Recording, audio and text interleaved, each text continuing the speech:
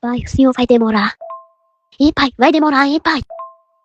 Já tô chegando na entrada aqui da cidade, Bernardo. Que tu tá falando assim, cochichando por quê, hein? Pai, tem um ladrão lá no quarto. Cadê sua mãe, Bernardo? Vocês estão aonde? Cadê sua mãe? Onde é que sua mãe tá, Bernardo? Me atenda ligeiro, Bernardo. Tô aqui na sala, pai, aqui na sala. Eu tava lá embaixo brincando, aí eu subi e não vi ela não, aqui ainda. Ah, pois sai daí, Bernardo. Desça, sai daí. Desça pra lá pra baixo que eu tô chegando. Desça pra lá pra baixo, eu tô tentando falar com sua mãe e não tô conseguindo falar com sua mãe. Não fique aí, sai. Sai daí agora, Bernardo. Sai de casa agora, Bernardo. Não fique aí. Pai, eu tô aqui na porta do quarto e percebi que ele tá dormindo, pai, ele tá dormindo. Eu meto um pau, pai, na cabeça dele, eu meto, né? Sai daí, Bernardo. Sai do quarto agora. Sai desse quarto. Não vá não pro quarto, nem vá. Volte, Bernardo. Cadê sua mãe?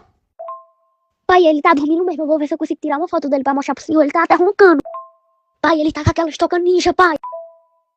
Tenha vergonha, seu cabra safado. Você quer me matar, Bernardo? Sua mãe dormindo nessas bexigas dessa toca, rapaz. Você